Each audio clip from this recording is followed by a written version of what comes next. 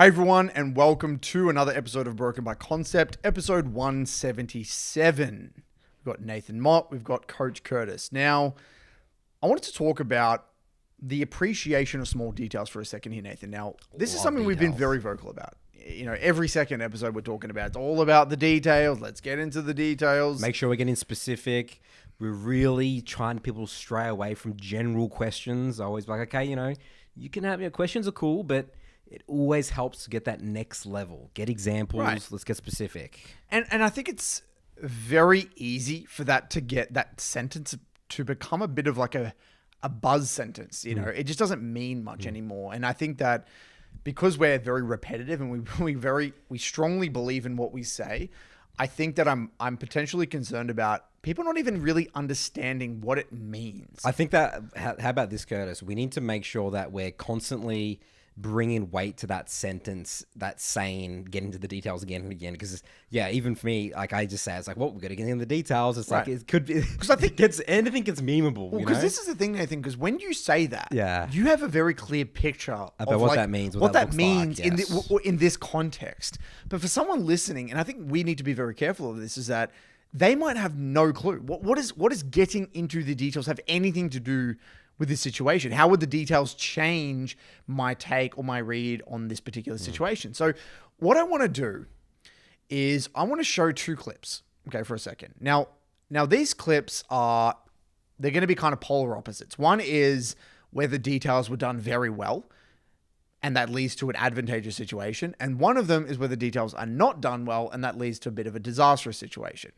Now, the first one is going to be of Quantum. He's a high elo NA streamer, long-term OG mid lane intuitive player. And the other one is actually of a bronze 3 from my mid lane school program. Okay. So we're going to kick it off first by taking a look at Quantum. Okay. Now this was just a VOD. So I was doing a bit of a commentary of this game for my mid lane school program. Hold on, Curtis. I just realized I feel naked. I can't see anything, dude. What do you mean? My glasses, dude. Oh, God damn it. I got to go get my glasses. All right. Well, we'll be back in a jiffy. All right, so we're back here. Nathan's got his glasses. He can see the screen. Thank God. So, really, you know, he is a Rift Herald situation here. All we need to know is that he has a little bit of move off mid, okay? His Lee Sin has already started the Rift Herald here. His top lane has move, right? He's got Aatrox into Teemo. Aatrox has move from top side. So looking good, right? Looks like an advantageous situation. The enemy have a Graves, and they have I believe it was a Silas or an Ari. I think it was an Ari. Yeah, it was an Ari, right? And so essentially what happens here is that he's thinking, all right, well, I'm going to move over and I'm going to help my jungle Lee Sin. Now, I just want to freeze frame right now. What I love about this specific positioning is that he's not really overly committed, right? You can control this choke point pretty well here. If they maneuver in from this top side, you can just now hover over here and get an R in. You create multi-threat. It's just a very intelligent position, right? Because if you were too deep here and they collapse in, you'll potentially pinch it. You know what I mean? So this is just a first small detail. This is a very, very small detail. I just thought it would be worth mentioning there. But look at what happens here. I'm just going to play it out. Here they come, the Ari and the Graves. Now look at, okay, we'll see how it plays out now. Gets a beautiful fear. They all follow up. Boom. Just amazing play. Okay. Now, the small details that I want to highlight here is actually the initial part here at the start. Now, look at what he does here. He actually reacts to the Graves. He didn't even know where Graves was. Graves just came. Graves comes from this top side. Now, look at what he does here. Notice how he doesn't panic flash. He actually holds his flash, waits for the charm and smoke screen. He gets out the charm and smoke screen here. If he had instantly flashed, Ari wouldn't have used charm, Graves wouldn't have wasted smoke screen, and then who knows, maybe in another situation, those two key abilities would change this outcome. Maybe, just maybe, Ari having charm here would actually have been, Ari would have been able to peel potentially, you know, in an alternate reality here for the Lee Sin. Maybe Ari charms the Lee Sin, so Lee Sin can't land Q here. Who knows? You know, maybe it's a different situation. So this is just a really well-played, small detail-oriented situation that is made 10 times better just from clean intuition, small things done well. Smart positioning. Works out well. Oh, I get so excited by this clip. Okay, so I'm really trying to think about it from the viewer's perspective there, Curtis. Okay, because a lot of people, because we review so much, and if I was to see like a skirmish that had this sort of level of tiny detail, beautiful execution, I know I'm watching a challenger player, right? Instantaneously. And the thing is that these challenger players doing this a lot in the game, I'll be quite lucky to see this maybe once every maybe 3 or 4 reviews from like an Emerald player. And people might be like, I'm sure I do this sort of stuff in my games. You don't. You actually don't. You'll be surprised. Like these things, like you pointing out the position, the non-committal position into the Herald, a lot of people will think, oh, I'm just going to lazily do Herald, and then they'll just be like in the pit hitting it or something like that. So, like no one would think about that watching this VOD. It's easy to miss. Let's get specific. What would, let's say, if this were like, say, a Platinum Vex, what you would just say, they might not even walk to they might not even know. Isn't even that sounds ridiculous? They might actually be still shoving this next midwave. Oh, wow. No, Curtis. I had literally a coaching session today where the Vex here, by Jungler, the person I was reviewing, was hitting the Herald, and the Rumble was roaming bot for a play right now. Yeah. You see that all the time. They're not even playing in a Condescended Jungler's location. That was Diamond 4 game. You see that all the time. Yeah, spot on. Even in Diamond. They might not even be complementing their Jungler's location. They might think, oh yeah, Aatrox, they might not even think Aatrox has prior, therefore it's gone. They might even think, Lee Sin's got it. They've got vision. I can make a play bot. They might not even be here, right? The other thing is that they might, like you said, from a positioning perspective, they might, try and position too aggressively up here and then fight with the Ahri, and then they're too split from the Lee Sin, so Lee Sin can't follow up on the CC. Or maybe they were really committed inside the pit, so, when they... Or maybe what you would more commonly see is maybe even the Vex uses EQ on the Rift. Oh, that's the biggest one. And doesn't have fear or any abilities to turn in the first place. There is so many ways that this can be butchered completely and in an alternate reality. And look, in this situation, I would say that there's a lot of room for error because Aatrox has moved from topside. Like even if you mess up here, your Aatrox could probably collapse down. You're probably not going to die. But like, if we play out many of these scenarios where it's not going to be as advantageous and it's a 50-50 scenario, these details matter a lot. I mean, really, if you think about Quantum's following, I would say 2 basic principles here. How can I be here to support, to make sure we secure the Rift Herald? And how can I do it in a way that if a fight breaks out, I'm ready to fight? That's right. That's the only principles. And then everything comes together once you follow those 2 principles here. Yep, and obviously great anticipation, having absolute clarity over how they can kill you and what is actually the key threatening abilities. And this is all small intuitive stuff. He wouldn't even be thinking about that. All. No, pure intuition. And especially this guy. This guy is a long-term OG high-level mid laner who just great positioning, great mid-game intuition, just knows just where to be, how to execute, and this is what it looks like. This is what challenger high-level shit looks like. And again, this can go many different ways. And a lot of people would just flick over this. Yes, whatever. I would do that. That's easy. Yeah, looks easy enough. He's just in the thing, but and he's not doing anything overly complicated. No. But it's this stuff. This is what challenger is. This is what it is. This is what challenger actually looks like. And that's a shock to a lot of people. People don't get that. People genuinely, still to this day, even after this segment, they're not really going to even believe us. They think it's the 10 CS. They think it's you playing fights insanely well. Like in terms of mechanics, like massive Vexars and stuff like that. Yep. I mean, the Vexar is only good here because of this initial play. Yep. Right? That's why you have a good Vexar, because he's bailed out all the abilities. That's right. He didn't waste any of his abilities. And that's why I don't even think he burnt any abilities here. He actually conserved all of his abilities now. Still, he didn't panic. Right? He didn't rush his abilities because now he can reposition. Now he's got that multi-threat. And Graves and Ahri is just so screwed. They're just so screwed. They have to back off. But then they don't play it well, right? That's the difference between these players. Ahri shouldn't be walking in right now. They should just be giving the Rift. Yeah, the play's done. And again, that's what makes these players maybe a little bit lower ranked, and they don't navigate the situation.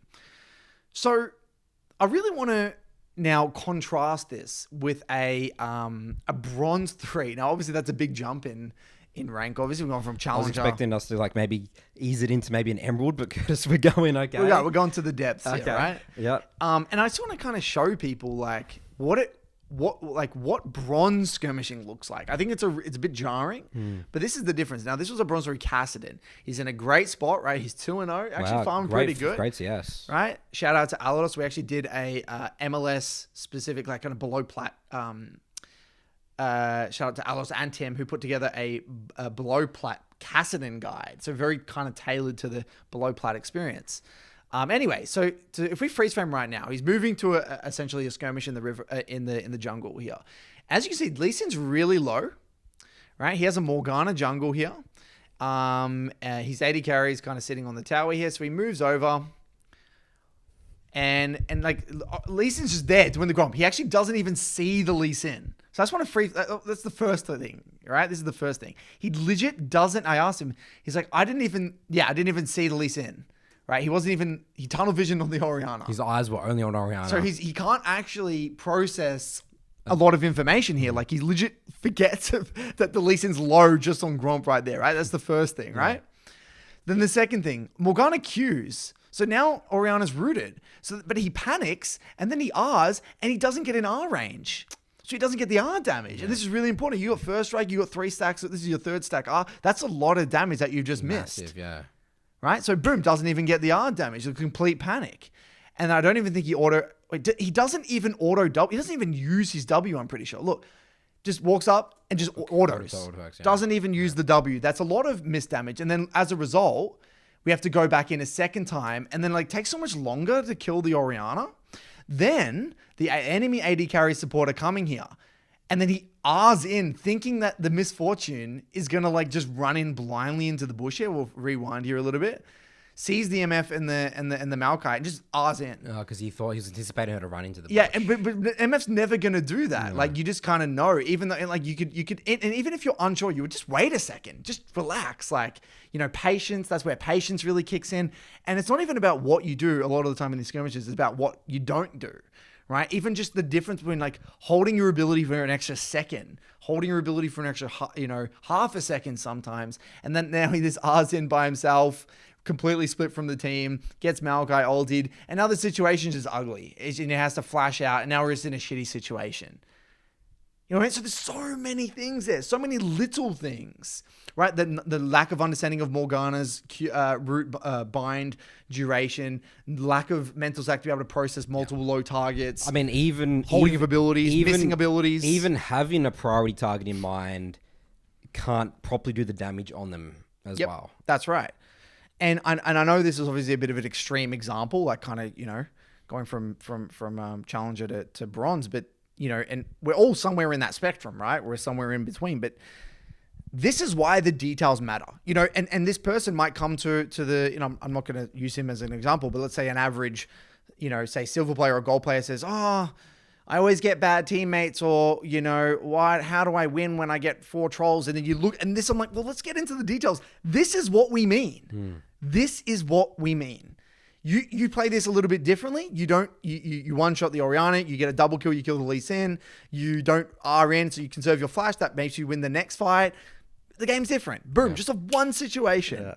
Yeah. And this is, I sound like a broken record player, but this is why when it comes to patch notes, champions, meta items, we're so desensitized to it. It doesn't really register on us because this is what we see every day. This is what we actually see. And this is the real League of Legends. But no, Curtis and I don't spend time on Reddit. We spend time every day, 8 hours a day, reviewing, watching people across ranks from bronze to challenger. And this is what it looks like. And this is it. And you guys watching this, this is what me and Nathan are truly passionate about. Because this is what we know. This is the game of League. This is the game you guys, we've cut all the bullshit, cut all the fat. This is what you guys are going to experience. And you need to get comfortable going to these key pivotal moments and asking yourself, how could I maybe play this a little bit better? The student mindset. It's the student mentality. And again, you don't need to have all the answers. Maybe this Orianna's this Kassadin's takeaway in this situation is, you know what? I probably could have just walked a little bit more. Morgana's bind was a little bit longer than I thought. I probably could have walked up and got that R directly onto the Orianna, and maybe I should have auto W'd as well. Boom. If that's your takeaway from that situation, great. Take 1 or 2 things away. Boom. Move on. Great. We seep it into the intuition. We move on. We see more situations again and again and again and again. You can't expect to be reviewing like a challenger part like Curtis and I like this, right? And this is sometimes what scares me. It's like, well, how do I know how to get this? Again, just have that, just approach with curiosity, asking question. The best question you're asking is just, how could I have used my abilities differently? Great. That's as simple as it can be. Start with that. again, we're talking about buzzwords and buzz sentences. You talk about curiosity. Again, we use that word a lot, the importance of curiosity. And, I want to make it very clear, guys, is that curiosity is actually the beginning, not the end. In the sense that curiosity is the start of it's like the start of the chain of events. So the way you want to view it, right, is that curiosity leads to high quality questions, not necessarily high quality answers. Like people think, if I'm curious, I'm done. I'm curious, guys. I am curious. I'm still not improving. Well, the reality is that curious is just the beginning.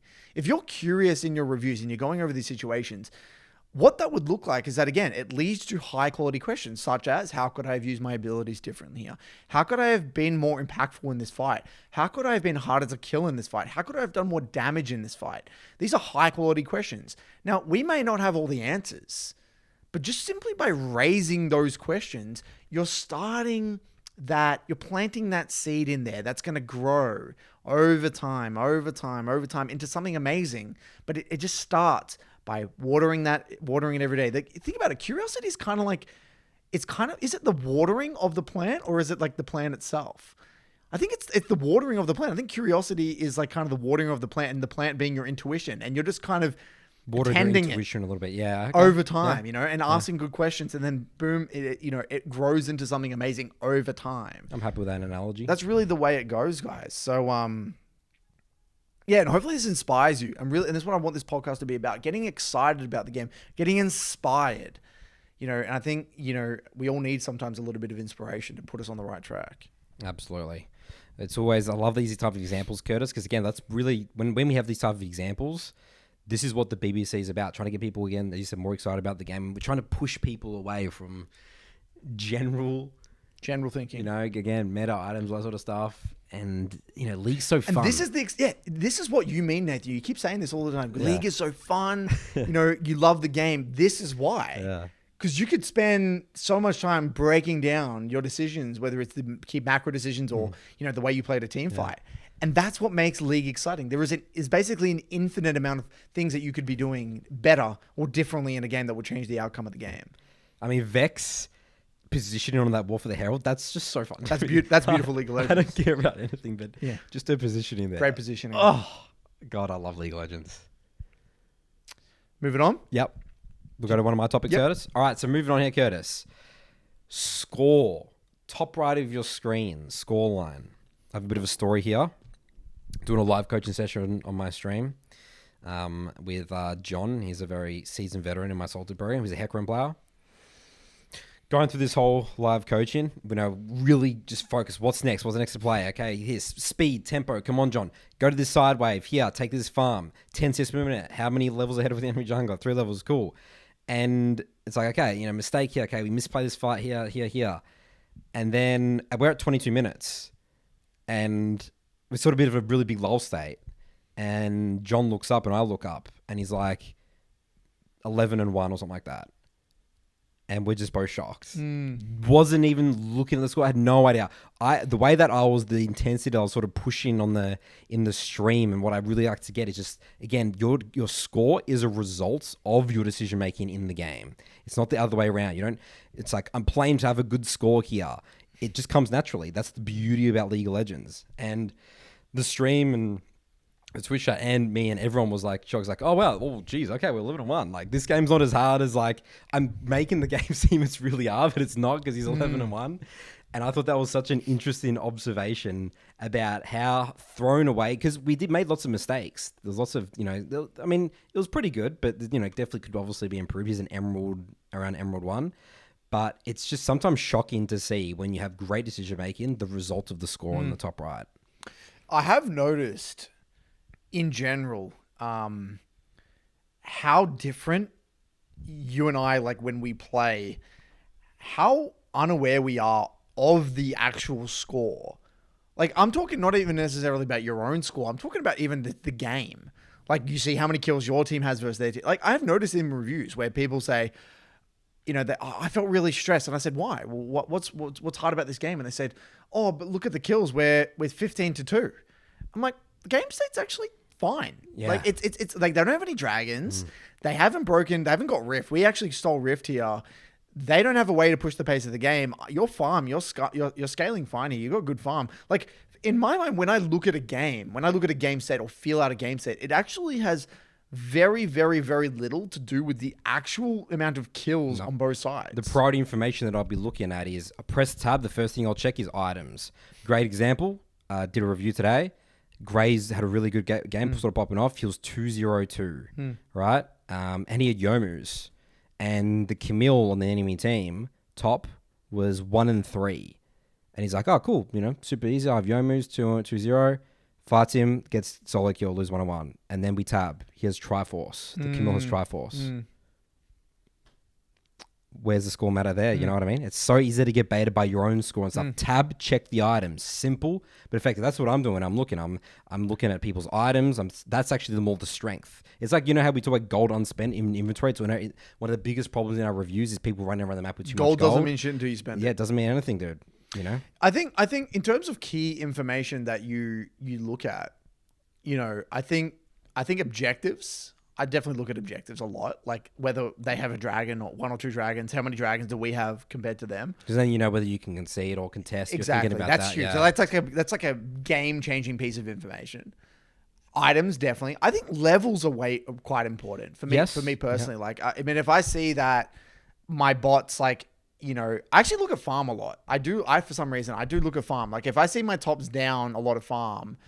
I look at farm as well. I do look at farm. Yeah. Like I think it is a good indicator of strength overall. You know what I mean? Farm Like, will pretty much will tell you the items and levels. Yeah, because farm is actually more important than score in a way. Because if someone's 0-2 but they're farming like 9 CS a minute, it doesn't really matter. Yeah, because you can gauge because they might have a bad inventory, but if they have high farm, they haven't recall for a long time, so they're ramping up and strong. So I think farm tells you a lot. It does. So farm and levels, I think. So farm, levels, objectives. For junglers, we need to be hyper aware specifically of top, because top levels I think they level the fastest in the game, do they? Is that? I think so, yeah. The classic, it's like they're around the level 6-7 mark. It's like you as a jungler, you just hit level 7. The enemy jungler the enemy top lane might be level 9 at that point, especially if they're ahead. So, and I see people get 1v2'd all the time. Ruin the game. It's like an Aatrox, and the jungler's like, I'm ganking, here we go, and it's 2 levels down, and Aatrox just 1v2s, and they lose the game.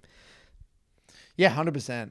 Outside of that, I mean, just basically levels, CS, neutral objectives. I guess towers. I definitely look at towers. Absolutely. Right? Whether mid towers, how many plates, that's going to dictate, rifts as well. Bot tower health. I think that's really important. And that's main variables, I would say. What do you mean by rifts? You think about Rift Herald. So do you think about your jungler Rift Herald? You don't tell them where to rift? No, I used to. I don't anymore. So really, there is actually so it's very telegraphed nowadays. I don't know if you feel this, and maybe you're the jungler, so maybe it's different. Yeah. But in my games, it just feels really, really telegraphed how a jungler's going to use Rift and where they're going to use it. Okay. Like on the enemy. Yeah. Like if the enemy have Rift, it's like, oh, here we go. They've got Rift. It's like based off what you see on the map, it's like it's very, very obvious where they're going to go and use Rift. For Rift Herald. Yeah, and like I feel like that's... Wait, are you talking about a minute before or like 15 seconds before? I'm talking even way before that. So you think it's obvious. You'll just check, okay, well, this tower's on 2 plates, it's probably going to break. Yeah, and like... Yeah, okay, you're right. Yeah, like I think it's pretty obvious what they're going to do. And like the reason that's important for me is because like, especially if I'm in... Okay, so let's say I'm playing Orianna or Syndra, right? I want to keep that bot tower alive. Like it's actually quite significant. If I can keep that bot tower alive, if my bot's losing, that's fine. They can lose. I don't really care about that. I can make up for that in mid game. But if they break that bot tower, that can make my life really miserable. So a lot of the time, so I'm in a situation where it's like, they've got Rift. It's highly likely that a bot fight's going to happen right now. And because I know their jungler wants to go bot, they want to kill the bot lane and they want to rift bot and they want to break that tower. There's many, many, many times where I'll like sack away mid to TP bot just to make sure they can't get that tower. We thwart off that gank. That wastes the jungler's time massively. He can't rift. Yeah, that's huge. And then we stall out the game. It changes the game completely. Yeah. And that's something I've like kind of maybe realized intuitively, kind of if I want to stall out the game or make the game harder for the enemy jungler. So I would say that as well. But if my bot lane's like super healthy and I know that they'd no way 5 plates, I mean, it's like whatever. It's like, all right, I can just let them do their thing. Interesting. So Yeah. plates. I'll say for me, plates. I think about it. I'm not like it's like a huge thing, but I definitely Something that will think about it. affect your decision making. Yeah, definitely affect big my time. macro decision making. Yeah. But yeah, no, I think last thing I'll say about that is that I've noticed with my clients, they will get stressed purely based off the actual score line. I'm like, I don't even know. I'm not even even as a coach in the game, reviewing your game. I'm not even looking at that. It's not even a piece of information that I've considered. No. Like without exaggeration, I couldn't even tell you what the scoreline is in the game. I'm looking at who has kills, who doesn't, who's dying a lot. That's it. Says something there. Something to say about that. Scores the least important information, I think, for us in the game. Yep. So just friendly reminder, people. KD. People love the KDA on the OPGG. I've never looked at someone's KDA and interesting point here. Yeah. I have this type of client that I get where especially I love client archetypes. Like me too. It's very fascinating. Yeah. There is an archetype that exists, specifically with my below plat program, where they have very good KDAs, very good KDAs, and sometimes I'm not going to say I'm more concerned, but I would say I'm equally concerned when I see accounts that are struggling to climb with great KDAs rather than terrible KDAs. Because when I see an account that has terrible KDAs and they're dying a lot, it's a lot easier sometimes to fix their problems than a player that is playing super defensive. They're getting great kills, low deaths, but they're at the same rank. You know what I mean? Yeah. It's actually sometimes in a way, I'm more concerned. Yeah, because that means that there's narratives there to unwind. I clearly know, because what's the most obvious, one of the hardest in general narratives to break is I have good KDA, but my team's still... Yep, my team's I'm still losing. Or Curtis, that's from our gold case study. That was one of his biggest things that he said. Look at my KDA. I'm killing everyone. I'm getting so why am I gold 4? Game. Yeah. How am I losing these games? My trolls, my teammates. I think that's why that's exactly why we're so concerned, is because we know that's one of the hardest narratives to break. And it's easier to tone back aggression than it is to instill aggression. Like, how do I get someone to do? Like, I had a client this week where Typhoon, and she's in bronze. And she's playing Lux, investing in Malzahar. And I'm like, you just got to order the wave. You got to E them. You got to fight them. Because if you're just going to sit there under your tower and not fight, you're going to struggle to see as you're just not playing the game. I said, you're straight up not playing mid lane. Yep. Right? She comes from a support background. And I say this time and time again. Yeah. People that come from the support role, they are the people that struggle the most. Because it instills the worst habits. Yes. Oh, wow, Curtis. I have junglers play in my below gold program who from support, and we have a saying in the Salter, it's like, this is the support syndrome. Yep, support syndrome. And you know what the support syndrome is for a jungler? What? It's compensating and helping everything. Right. They will ditch all their minions. Yep. All farm. They're the lowest farm, running around. Yep. That's a support syndrome. 100%. I see that exactly the same in mid lane, where they're so concerned about what's happening everywhere else but their lane. Yeah. That's it. Yeah. They don't care about their lane. No, they don't care about themselves. I'm going to sit there on the tower. I'm going to get, 6 CS per minute. And then, but it's fine because there's a fight happening river. My team's fighting, and then I can go there and I can maybe help them, with a Lux bind or something. No, we're just making the game 10 times harder by being in this shitty situation. And that's a mindset you just got to shift. You got to be aggressive. You got to limit test. And I said to her straight up, I said, the only way for you to get out of this is you're going to have to send it. You're going to have to die a shit ton. You're going to have a lot of painful experiences. It's going to be messy. It's going to be shit. You're going to be tears. You're going to be crying. But there's no way out of it. Yeah, you got to send it. Otherwise, you're going to be stuck in here forever. You have to rewire. That's what I work a lot. I'm rewiring the brains of the people, my students. What I say, I'm like, you're gonna learn to be a killer. I want you to be a killer. Like, and I say killer their name. Like this is, I want to see this new version of you, killer. X person, like killer thing. So just go to the extreme. It's like literally savage on the rift. What does it look like? Yeah. Yeah, I actually like that. I might steal that. I really like that. Because you want to get them excited to do the opposite. Yeah, I really like that actually. Yeah, because I found it challenging in the past to deal with those sorts of clients, but I think I need to try some new techniques. But I think you're onto something there. You got to take it to the absolute extreme. Yeah. Go the other way. Yeah, I've had some success, especially with an Amumu player in my program. we're sending it with some Qs and Rs. Like we're fighting 2v4s and stuff, which would never But you happen cannot be scared to fight. If you ever feel like you're scared to fight, you know you're in a dark place. That's you know right. you're off the beaten track. You know, it's an interesting conversation, though, with Cupcake thinking about it now. This support syndrome. I guess it's the style of supports you start playing. Cupcake is a unique... Cupcake. No, he's unique, but it talks about his experience with students. Because Right. I'm trying to think, like, maybe support is a really bad role to start playing the game with. I've said that. I've been very you vocal have about been. that. I Did think we it's talk about it terrible. with Cupcake? Yeah, we spoke about it. I think Yeah. support is It's the worst role to start playing the game was. By the way, I'm going to say something really controversial here. Oh, here we go, I'm guys. going to get cancelled. The BBC's done. We're just like removing business from Cupcake, by the way, right there by saying that. Oh, I'm sorry, Cupcake. I'm just going to... I got to speak the truth. Oh, here we It's go. just the reality. Yeah. No, but a lot of people can move to support. Yeah, I think move to there's support's plenty of people that play fantastic. support. Yeah. I think it's fine. I think it's a an great awesome role. secondary role and everything, and great main role, as long as you've come from another role. Yes. So I'm going to say something very controversial here. All right, here we go. We're going to get cancelled. Jesus, Curtis, already. Yeah, well, if it's that bad, you have to edit it out. Okay. Here we Right, go. so a lot of females play support, Yep. right? And you know, I'm not going to get into why. All right, I'm not like a psychologist or whatever, right? I think. Well, you know what? Go if people want to know. We actually talk with remember the Kitty and the Gabby. Kitty Gabby. Right, We we have an talk. We episode. talk about that about why they think that Potentially. they more gravitate towards the support position. Right. You know, I don't think that's helping the female player base. You know what I mean? Like because I think that's a fair you're take. learning the game on hard mode, right? Like a lot, like the archetype is like, you know, the whole, you know, female playing an enchanter support, you know, Yumi or Lulu or whatever. I'm not saying that's all of them. The supports in real There life. is definitely, you know, a lot of them though, right? And they have a bit of a bad rep. But in a way, without even realizing, even though that's what they may enjoy about the game, and that's okay. If that's what I'm not discrediting that. But what I'm saying is that could be to their detriment. You know, it's like maybe what we should be encouraging. If you know a female that's trying to get into the game, it's like, all right, hold off on that. We can come back to that. What's that type of champ that you can play in a different role? Whether it's even if it's an AP carry playing bot. Like you can play the Lux AD or whatever. Seraphine AD. Seraphine, is good, yeah. even the AD role rather than the support role or mid. You know what I mean? Like go to one of those roles first and then you can kind of gravitate to support later on.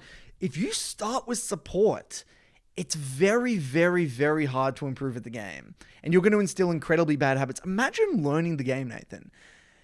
Playing Yumi support for 2 years. Oh, absolutely. Yeah. I mean, what do you do? Like, you're screwed. Everyone, I think the whole community consensus would be your view of the game and understanding of how League works. Yeah, you don't know how to fight. You don't know how to fight. And fighting's a huge part of the game. And you're going to be timid. You're going to be defensive. You're going to be thinking about other people too much. You need to be thinking. You need to learn to be selfish before you can be selfless in League. Yep. And that's a skill. So yeah, I would love to hear if anyone else in the community knows people who have been down that rabbit hole. Maybe that's the missing piece of the puzzle. Why they are the type of the player that they are now, because of the choices they made earlier on in their journey. You know, I think that's great. I don't think it's controversial. I would agree. Encourage girls that start playing the game to not play support. Just don't play support at the start. At least hold off on it as long as you possibly can. If you want to be a long-term solid League player. Any other topics you have, Nathan? No, I think we can move on to Summoner School. Yes, Summoner School time. Actually, today's not a Summoner School post, Curtis. Today is from the main Reddit, League of Legends. So the title of this one is, "The current rank system feels like a chore rather than a rewarding challenge." So this one got 120 upvotes, 50 comments. This is by Steel Die. It reads, "The extreme scenario is a new account being started and a challenger player plays on the account. The account wins the first game and starts with a visual ranking gold 3. The account goes 20-0 and he's playing with D2 low masters players. But the visual rank is Emerald 2. By the time that the visual rank is masters, then you are already playing in full challenger lobbies. This is not a made-up scenario. I've been watching Alois, former pro player in EU, do unranked to masters with every top laner, and I've been following the accounts. They go 30 wins, 4 losses, and they always end in Emerald 3 or Emerald 2, but he's playing with 9 masters players and the series ends. Now, if you want to drag this back to the average player, if your goal is to hit gold and you start Iron 2, You can play 100 games and win 65 and lose 35, 65% win rate, and your visual rank is silver 3 or silver 2, but you are playing versus high platinum and low emerald, which is elo way above your target goal. The system artificially forces you to play between 300 to 500 games instead of the 100 to 200 that you should play in order to reach your elo. MMR is everything, but people play ranked. People play for the visual rank. There is no need to have a mismatch other than to force players to play 200 to 300 extra games for no reason in order for them to reach their true elo. Okay, so before we get into the comments, there's a very simple explanation for this, right? I mean, ultimately, let's use the example of his gold, the guy who's gold, average player, right? Let's say they start Iron 2 and they want to get gold. The reality is that it is going to take them a mass amount of games to be a genuine gold player, right? Now, if they were that much better, let's say they were, playing at a gold level or whatever, and they were in bronze, they would be getting so much LP per win. Like, because if their MMR's high, it leads to higher LP gains. Like, you can get plus 40, you can get plus 35, you can get insane LP gains. So if you're winning that much and you're so much better than, you're actually playing at a gold level consistently, even if you lose, you're not going to lose much LP in that rank that you're at. You're going to gain a shit ton and lose not much. So it will take a while for the visual rank and the MMR to kind of catch up, but it will get there, and it won't take that long. It definitely does not take it nearly as long as you think it is if you're truly at that rank. Another way to view it is like, what's the alternative, right? Because the way I view it is that imagine if the system was that easy. Imagine if the system was like, all right, all you got to do is, in Alois's case, win 30 games, boom, you're challenger. It wouldn't make sense. Like, the system needs to take time to calibrate your true rank, because otherwise it's so easy to gimmick the system, and then the ranked integrity goes to shit. When it does take a decent amount of games to get to the particular rank, 100% that the people at that rank is that rank. That's what gives the rank system its ranked integrity. Because people view it in a negative light. You always hear this argument all the time. It's like, Riot are just making us play more games every year because they want more money. It's a chore, yeah. Right. And they're viewing it through this negative route. But again, I always view it as like, what's the alternative? What's this amazing system that you want to happen? You want everyone to get their rank instantaneously and that's it? Well, the system would be all over the place. You would get games where like the skill discrepancy is so high because someone got on a bit of a lucky streak. They climbed super high up, and it'd be silly. It'd be really, really silly. The ranked integrity would go to shit. I want to use his example here of if your goal is to hit gold and you start Iron 2, you can play 100 games and win 65 and lose 35, 65% win rate, and your visual rank will be silver 3. If that was the case, all right, 65, that's not even realistic anyway. And that's not an average player. And you don't want it to be that fast. It can't be that fast. What I think he's hugely missing is the aspect of the skill. He doesn't understand there actually is a massive skill differential, massive gap. Between Iron 2 and Bronze 2. Massive gap. Yep. People won't really believe it or whatever until you see it. We work with Iron players compared to Bronze. There is a very big gap. And again, there's a massive gap between Bronze 2 and Silver 2. Huge. It should be a chore. It should take a lot of time. Otherwise, where's the reward in the system? So, the funny thing about the title is the current rank system feels like a chore rather than a rewarding challenge. The rewarding challenge is it being so difficult to get to that because skill it level. Feel like a bit of a chore. It has to feel like a chore. Otherwise, it wouldn't feel satisfying in the first place. Exactly right. Exactly right. And this is going to this new world that we're in. As everyone wants things fast, dopamine. Where's the long term, the grind? Remember, earning something. Remember, once you get to a rank, right? Let's say you get to gold. The next season, you're at the same rank. You're the same MMR. And then you're just slowly chipping away and slowly improving again. It's not like you go back down to Iron and start again. And look, I'm not discrediting the whole fact that we want the visual rank. That's not the point. We all do. The visual rank is important. But it's like the journey that gets you there is what makes it inherently satisfying. If anyone could get to gold in 30 games, then what? The system is no ranking. The system would be terrible. Yeah. The system would absolutely be terrible. And you'd get what it is like in Wild Rift. Remember the guy complaining about, oh, everyone climbs really fast and everyone's in Diamond now. Diamond means nothing. You know, that's exactly what would happen. It's a casual game, right? You don't want League to be a casual game, and otherwise people wouldn't play it. But I think you're right. You know, again, what we see time and time again with these posts, Nathan, is that it's about these people, they get so detached from the underlying skill. And that's what we see time and time again. And we got to change that narrative. We've got to change that belief. It's about, do you want to look like a goal player or do you want to be a goal player? And that's really the question. And people say they just look like a goal player, but in reality, they'll get pumped by a real goal player if they were a silver player. And then, well, that's always the trick of League, isn't it? Because one game you can look like a goal player. Like, let's say you can feel it. Everyone on the enemy team's raging at their team. You're carrying your 15-0. Like, God, I deserve to be way out of this elo. Right? It's so easy to get tricked in those type of games. And then the next game you just go, you might win, but you go like 5 kills and 8 deaths. Right? And it's like, I won, but it's like, you're still in your rank. You can have the pop-off games. Whenever I look at pop-off games and reviews and stuff, the way that I think about it is that, or just gives you stomp, is you're good at solving these type of problems in the game. In this sort of game. In this type of game. Yeah. But when it comes to the majority or the average game, you're still struggling with a lot of type of decisions. Yep. And it's so easy to feel like a god in League of Legends. But you'll be surprised. You got to think. That's what you got to think about in terms of.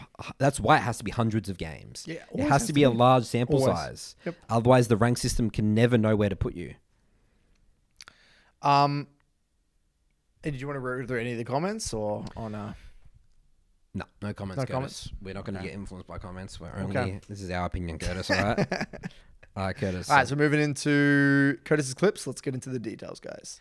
And welcome everyone to Curtis's Clip Corner. Okay, guys. So I did a video recently on my YouTube talking about kind of high value versus low value deaths and the significance of like reading the map state and being hard to kill, right? And now this was a game I was reviewing today, and I want you to look at the map state. I want to freeze frame right now. What do we see, Nathan?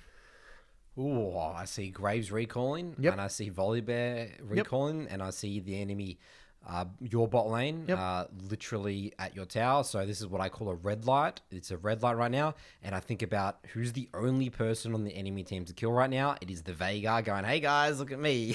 Everyone else is missing. We are making it basic. If we were to contest this right now, we are making it as easy as humanly possible for the enemy to kill us. Yep.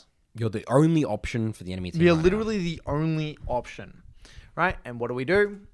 We're now like trying to contest the Cassin here in a second. We're shoving or whatever. We're trying to contest the wave. And look at where we are. We're just making it very... I mean, look, to be fair, he is warding and leaning. He's leaning to his ward. He's doing that. He's doing warding and leaning. Yeah. That is good.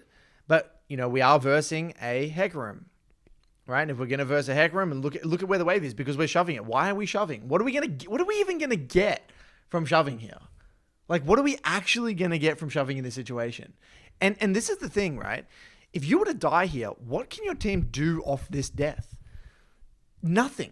And this is like, it's really interesting. Like, there's a lot of comments in my video about like, I don't think they really got it. Because like, let's say for example, your jungler is, hovering in the area. Who knows? Maybe you can turn that into a counter gank. Or maybe, your top lane's pressuring really hard.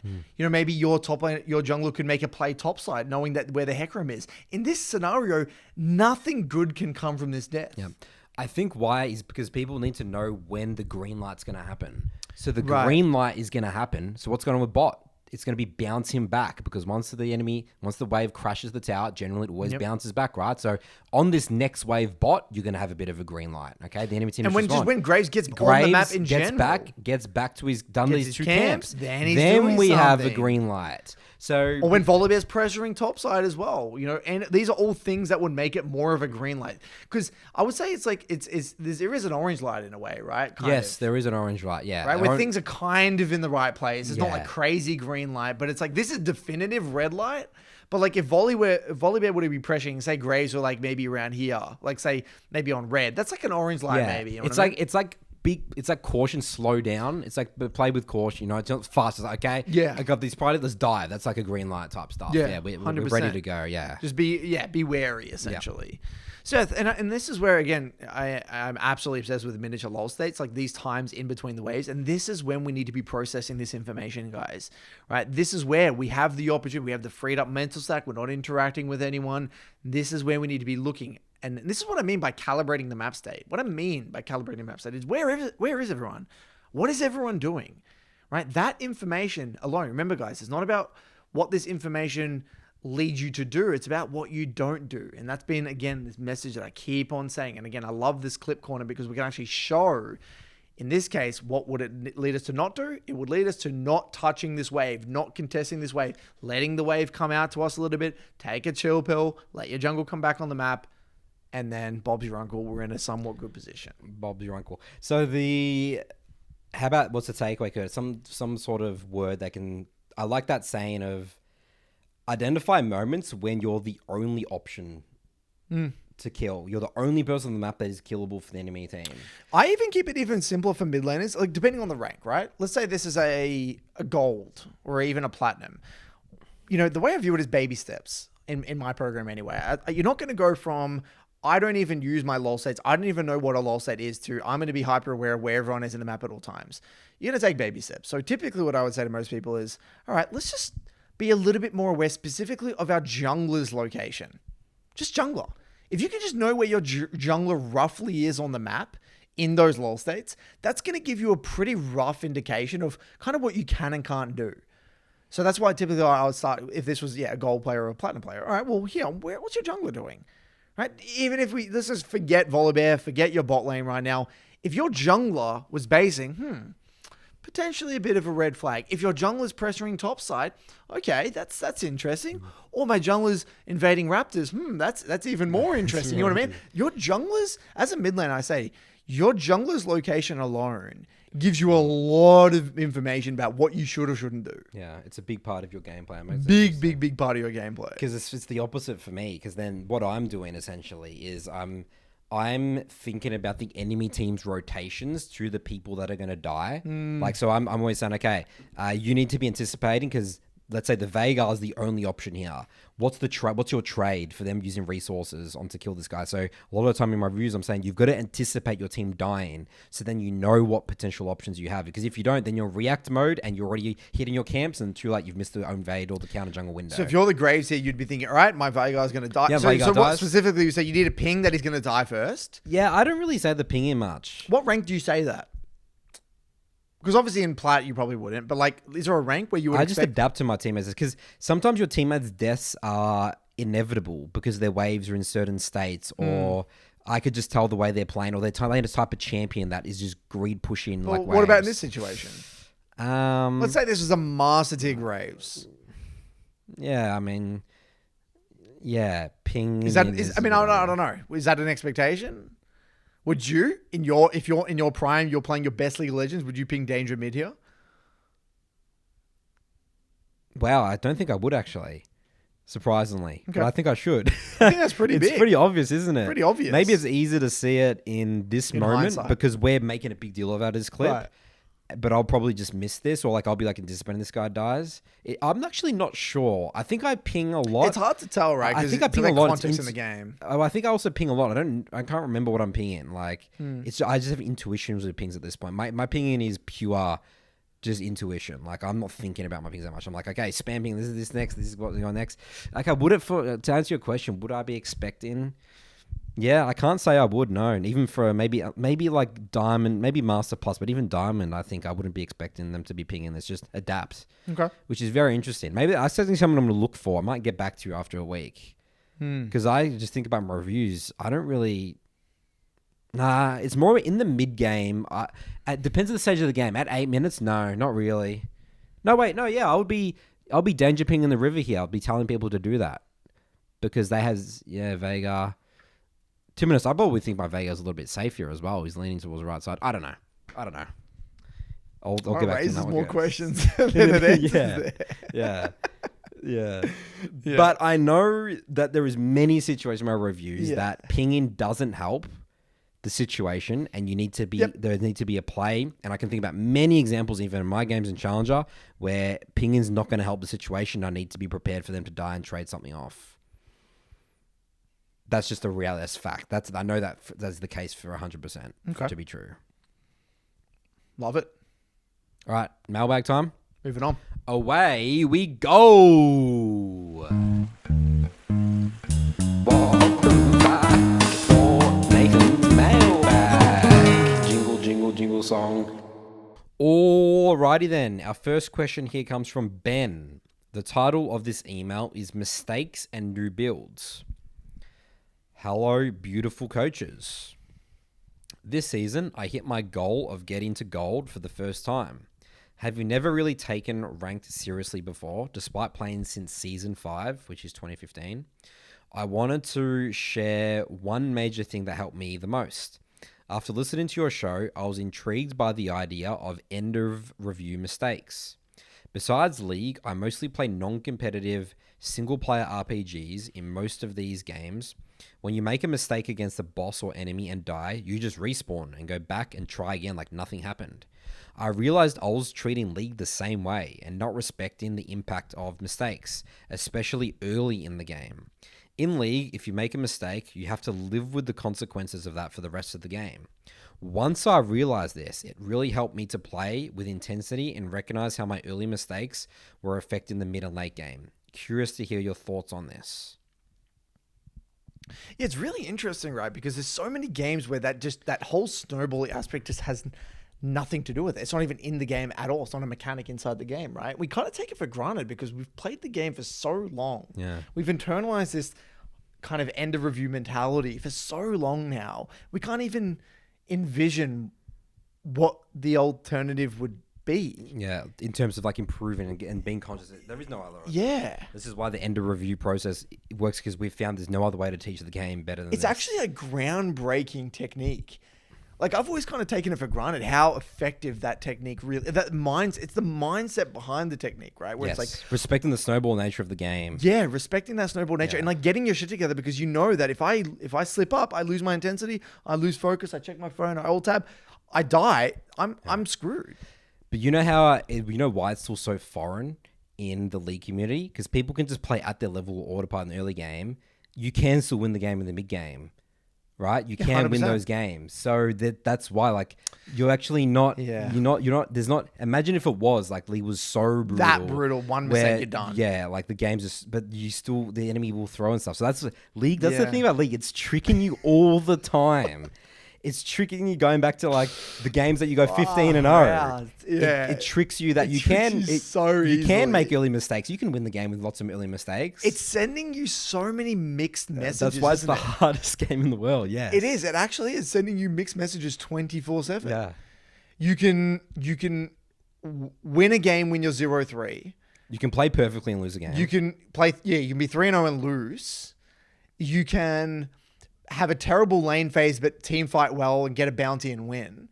You could win by stealing a Baron. You can play level 16 level 16 KO and still lose the game. And then where it even gets more complicated is that the champion you pick shapes the experiences you're going to have. So every player is actually going to have a different experience. Like you said, if you're a Kassadin main, of course you're probably not going to be FFing all the time, and you're probably confident in your ability to scale and win. But maybe if you play Nico, maybe that's completely different. You know what I mean? So like there's that added layer of complexity. We're not all experiencing exactly the same thing, because it obviously depends. Like, you're viewing the game through a different lens as well, right?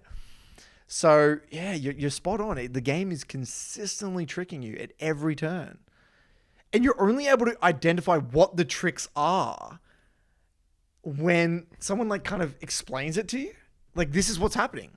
Like, you won this game because you just luck. Like, you were right place, right time. They threw, they gave that, they got sloppy. They gave you that bounty. This was just complete luck.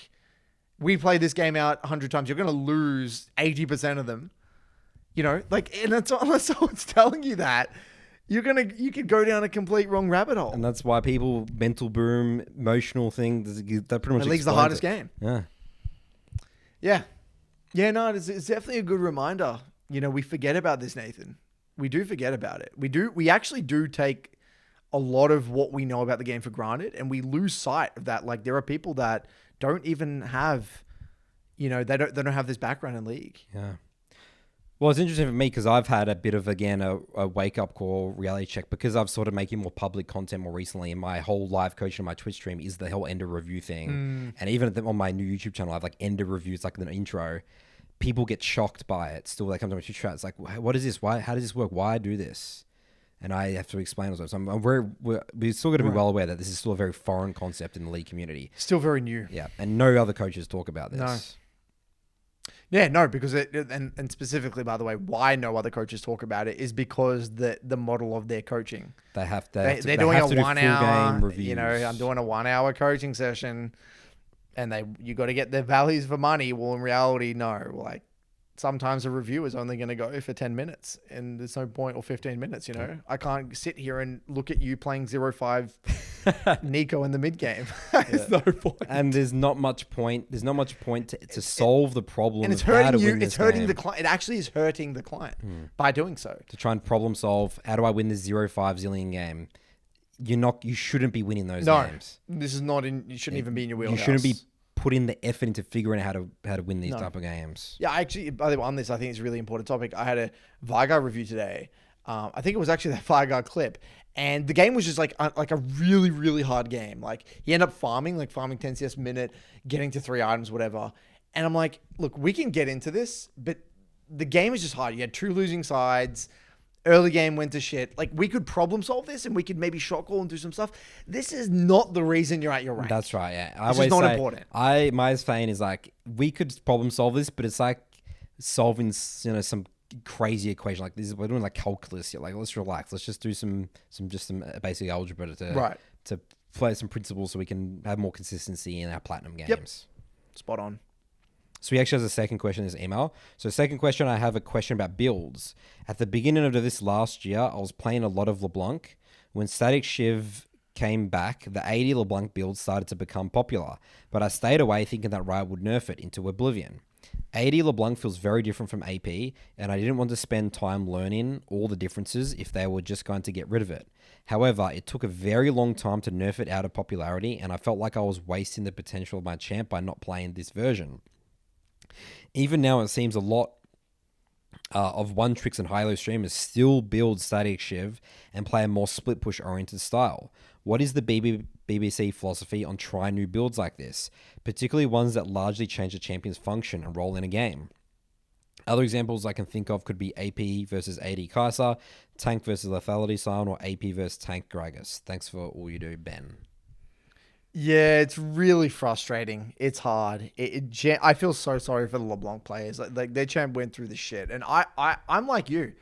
It should have been nerfed way sooner. Like Riot were fucking delusional on that one. I even sent a message, I think, to Froxon personally. I said, this is out of control. And they said, oh no, it's an interesting mechanic. LeBlanc needs it, and whatever he said it was. And I said, all right, so be it. This game, it ruined the game, right? It straight up ruined the game. And so I'm with you. I would have, if I were a LeBlanc main, I probably would have done the same thing. I probably would have just stuck it out, did my AP thing. Because again, when we're talking builds that completely change the champion's identity, you need to be very careful because you can go down a rabbit hole that is a complete waste of time and overcomplicates your journey. Now, it also depends on the rank that you're at, especially if you're in gold. You don't want to be trying some gimmicky build that's going to change your whole identity. And that's where I'll be honest, I was wrong about that. I think in another reality, it probably could have easily been nerfed way sooner. So I wouldn't beat yourself up about that. I would say the principle generally that you want to follow is stick with the tried and true build. Any builds that are not going to change the champ's identity are fine. You can play around with them, but things that completely change the identity. Yeah, be very careful with them. Be very careful. Curtis, I have a massive one that I hate the most. Lilia. The Rod of Aegis Lilia thing that came out. You got a Rod of Aegis and like a more of a tanky style. So rather than Liandra's demonic. And then you go like W max. And the problem with, you go W second. You go Q max and then W second versus Liandra's is Q max and E. Is that the way you play fights, you're not playing Lilia. properly. Lilia is not a champion that's meant to be tanking damage and meant to be in melee range and stand in fights. Once you press W is flawed with Lilia because once you W, your character stands still. And that is designed to that mechanic because you only W with your R. So why put points in W, right? So I have these Lilia players that come and they have no idea about how to play Lilia properly because they've been crutched. They've been propped up by this build that has ruined the champ's identity, and it's going to disappear anyway soon. Everyone's having to go back to the main Lilia. Like Lilia is a AP carry jungler that wins fights in the mid game only from Qs and Es. You shouldn't if you're W. And that's why the kit has movement speed. That's exactly right. Yeah. So it's completely changed the way that you're meant to play Lilia, and I see these Lilia players. I'm like, they're like literally inflated like 500-600 LP by this build. Look, you can go down that rabbit hole, but you should do that way later. Yeah, do that when you're more experienced or higher when you're more elo. experienced. When you're higher elo, it's fine. That's the thing. So that's the thing. Like, because then the guys like, well, all these like Master Tier Lilia players on the Lilia mains Discord is saying it's just the best way to play the Lilia champion. Of course. Sure, in high elo. Because they've already got the mastery on the champion. They've got the fundamentals of the champion. What you're worried about is learning a unique niche way of it, which doesn't teach you the fundamentals of the champion. Correct. It doesn't teach you the champ properly, and then when that build inevitably gets changed or they remove that, which they probably are going to do at some point, then they're screwed because they don't need to relearn the whole champion. Yeah. At the end of the day, champions' identities and builds, they're consistent over long periods of time. They are. Stick with it and don't get distracted by it. But yeah, I mean, I straight up, I see some clients. Sometimes I'm like, your journey, it's just really hard. Your journey's over, dude. You fucked up. You you played a champion. You've distorted your view of the champion. We have to just ditch that champion and we have to rebuild the relationship with the game. Yeah, and that is going to happen, I think, on the next patch, by the way, the next season. Yeah. With Everfrost removal. That's going to change Silas massively. It's going to change Ari massively. Imagine if you've only ever played Everfrost Ari or you've only ever played Everfrost Silas. That's gone. That's completely changed the dynamic of the champion. So I think that there is going to be some adjustment period for people who've really got used to a build, and it's a bit annoying, but it is what it is, and that's part of the journey. But yeah, you're right though. There is like a common thread of a build that is consistent over time, right? And in order to find that, you got to find what is the stock standard build that is aligned with the champ's identity, right? And then that's what you want to learn it through. That's right. Right. And that's like with Zed as well. Like you're better off learning the one stock standard build that's not going to get removed, like the lethality burst damage version of Zed, right? Learn that first, and then you can learn Conqueror and shit later on. Once you become more experienced. Once you become more experienced. That's right. All right, our next one here comes from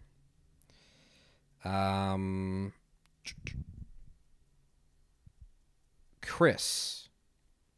I thought you were going to say some super complicated name. No, I thought this was from... Maybe this is not from the... Oh, no.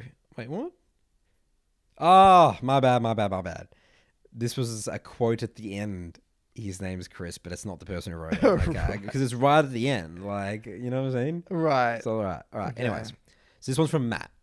So Matt from the Millennium Academy, guys. Yeah. All right. This one is called 2023, A Success Story and a Tragedy All in One. Hello, Coach Curdles and Nathan Modulus. I haven't heard that one before. I wanted to share my journey throughout 2023 as the BBC Universe's favorite Diana player, Matt. So we've heard about Matt's story a couple of times. He's a unique case study. This year I managed to reach heights I didn't even know were possible and checked off my League of Legends bucket list. I hit Masters for the first time and maintained it on and off for most of the year after being stuck in Platinum at the beginning of the year. I got my games uploaded onto YouTube channels like Domisum Replay, and I got a clip on Synapse. That's fun and great and all, but I want to get into the details of the things I believe went poorly for this year. Maybe I can get your thoughts on some of those things or put it out as a general warning to some of my lovely BBC enjoyers. I believe with 100% of my being that I would be a Grandmaster Diana mid player at some point during this year, if not right now, if it wasn't for some of the issues I ran into. I spent over 10 hours driving home for American Thanksgiving, and it gave me a lot of time to reflect on not only life, but also my solo queue journey. I love how he has to state it's like American Thanksgiving, like if Thanksgiving happens anywhere else in the world. Not the Australian Thanksgiving. The Australian Thanksgiving. The German Thanksgiving. No. My attitude towards the game has gotten quite poor over the last few months. Every single time my attitude was good, I was soaring. Whenever it dips, I am a fraction of the player. I don't believe I ever became complacent, but what I do believe contributed to this was a mix of ego and misunderstanding about how my situation is different than others.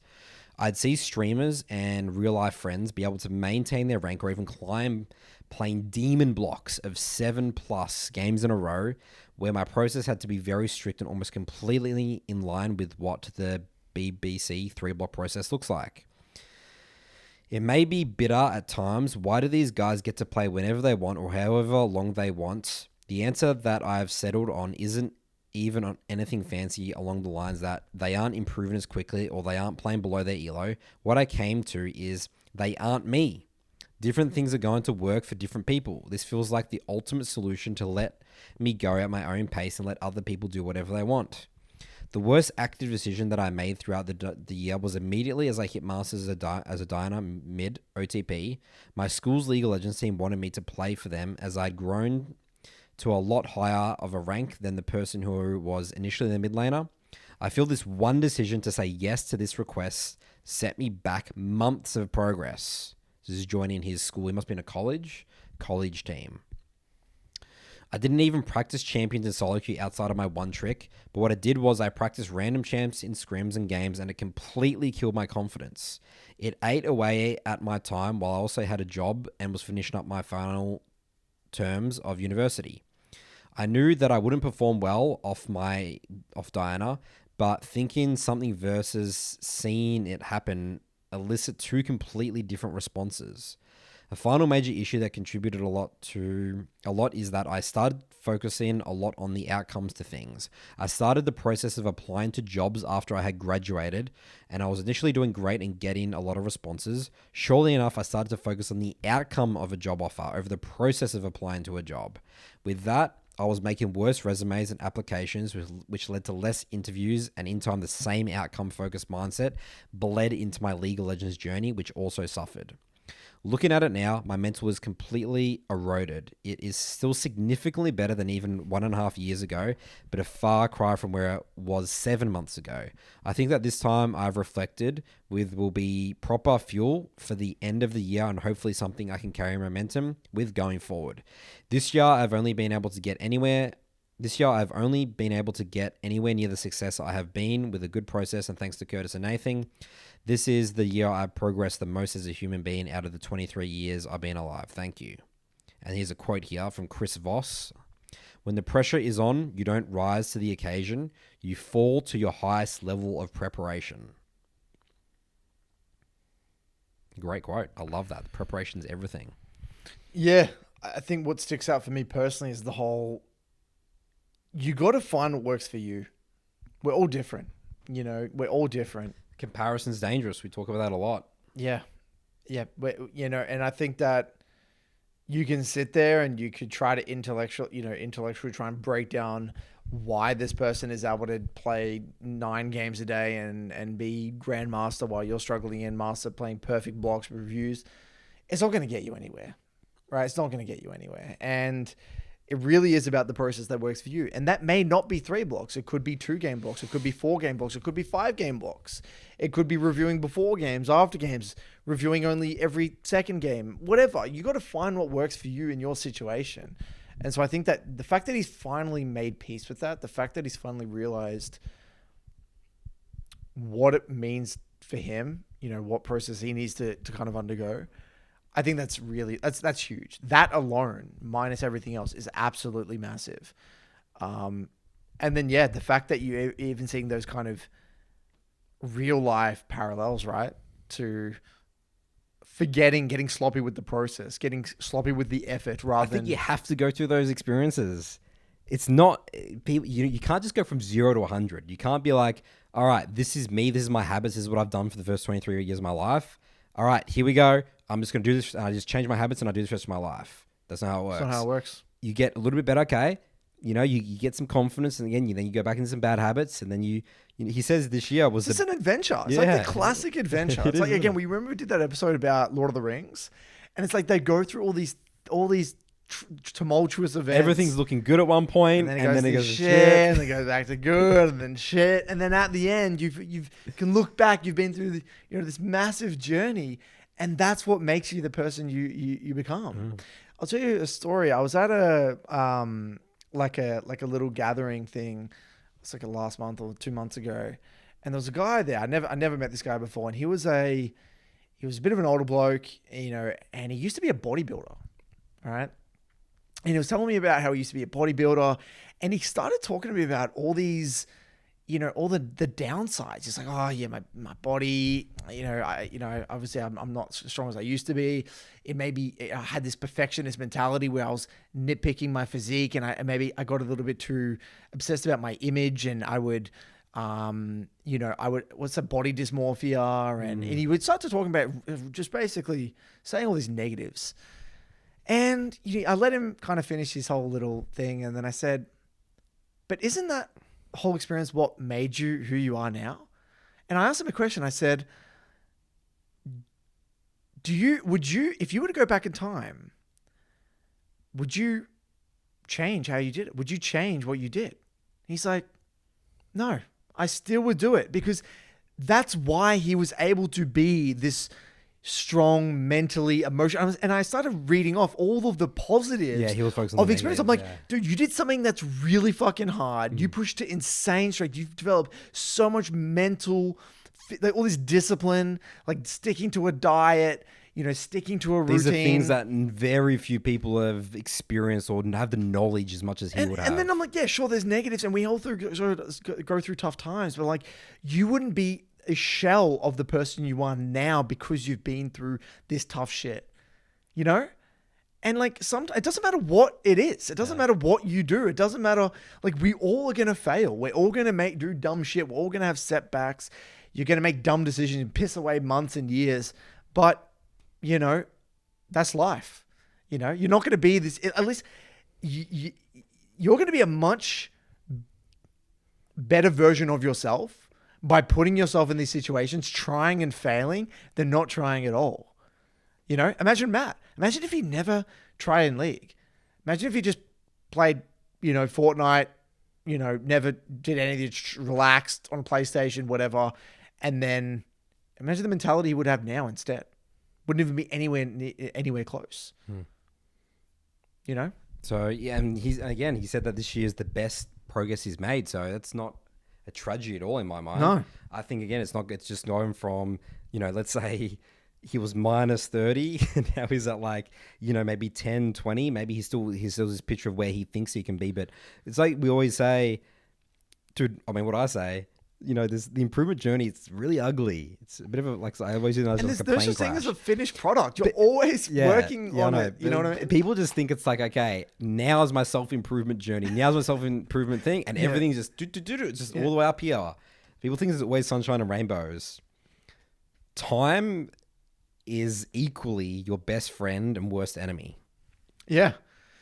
And I think it's a challenge, right? How do I have the urgency to get shit done and make sure I'm not pissing away time? But how do I ensure that I'm patient and understand that it is a journey and it is a process? And there's that fine line between finding how do I express my best self, but you want to put pressure, you got to have pressure, but not too much pressure, right? It's hustle. John Wooden has a quote on that thing. Wait, I'm going to find it right now.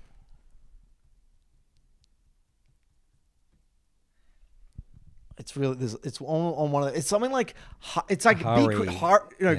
Hurry but don't be quick but don't hurry. I think that's it. It's be quick but don't hurry. I think you're right. Could be completely delusional here though. Yeah. Be quick but don't hurry. It was a frequent phrase from Coach John Wooden, used at basketball practice. Because I remember reading his book and it was like there was testimonials essentially of players who kind of, what they got from his, I think it was another book that it was like basically the teachings of John Wooden from like ex-players. And one of them was saying like simple things like that changed their view on what it meant to be, quick, but not sloppy. And he had these beautiful little sentences, little neat, tidy, boom. He could get so much across in just a simple little sentence, you know? A master coach. Master coach. Although master he communicator. remember he didn't call himself a coach. He hated that. He called himself a teacher, and that's what a lot of people said. He's not. He wasn't a coach. He was a He teacher. was a life teacher. Yeah. Life teacher. Love it. Keep it up, Matt. Keep chipping away. Amazing. Again, I wouldn't call that a tragedy at all, dude. Honestly, I don't think that's a tragedy whatsoever. That's exciting. That's great. I love that. All right, moving on here. This next one's here from Silhouette 3. I assume that's his in-game name. Yep. From the MLA. Oh, hi Nathan and Curtis. So the title of this email is Reality Check regarding Champion Mastery. A bit of information that might be important for the upcoming story. I've been playing League for about 1.5 years. I've one-tricked Aurelia, then this summer I swapped to Syndra. Mid and top are the only roles I have played a lot. I'm Emerald 3 right now and I peaked Emerald 1. I've received a huge reality check regarding Champion Mastery. With me being Emerald, I thought the gap of game knowledge and mid lane fundamentals is so massive that I can beat Silver MMR with any champ in the game without having high mastery on them. The last few days, I played a lot of Ari since I enjoyed playing her and I want to learn her next. So I hopped on my second account with about Silver MMR to practice. The result was shocking to me. I got absolutely shit on by low Silver, high Bronze players. Got solo killed 3 times during laning phase, feeling like a caster minion at best. I was in disbelief, thinking the player I was opposing must be a smurf. But after a few games and a deep talk with Toby, shout out to my fellow MLA boy, I realized this is my level of play with Ari. Before this experience, I believed that I would never have to visit Bronze again. Now, imagine if I play Katarina, Jace, Azir. I'm going to Iron, Keck, W. This experience showed me once again that Champion Mastery is the foundation of everything in League. Without knowing how to pilot your champion, the rest of someone's game knowledge is significantly less important. After about 15 games and a watch of Curtis's Ari guide, I can now consistently win in this ELO bracket. So I would say that higher ELO equals fast learning is definitely true, but I just expected it to be instantly. Have a good one and stay positive. Love it. I think it's really important to note that because people will be like, oh my God, Champ Mastery is like, that means that I can get, everyone's ELO inflated then by playing one trick. It's like, well, no, what he just said there is that, yes, he's Emerald, but he's going to learn and get out of that rank real quick in 10, 15 games because he's going to apply the principles like real quick. And he has remember, there's Champ Mastery and then there's like fundamentals and game knowledge, right? If you tick off that, if you have like kind of game knowledge and fundamentals, all you got to do is check off the Champ Mastery basket. And then you've already got those other 2 things there ready to go. But if you haven't learnt the fundamentals or anything, you're having to learn the Champ Mastery and the fundamentals and the game knowledge. There's multiple things you'd have to learn. Yeah. I mean, the way that I like to put it is like, okay, let's say if you're Emerald 1 and you're like only a one-trick playing that champion, then I think it's about 400, 500 LP below that if you were to put at least like 30, 40 games on a champion. That's like your baseline skill level. I think it's so different, man. It's so hard to say, man. Like, Okay. Again, imagine... I found that to be the case in general. In general, yeah, okay. Okay, in general.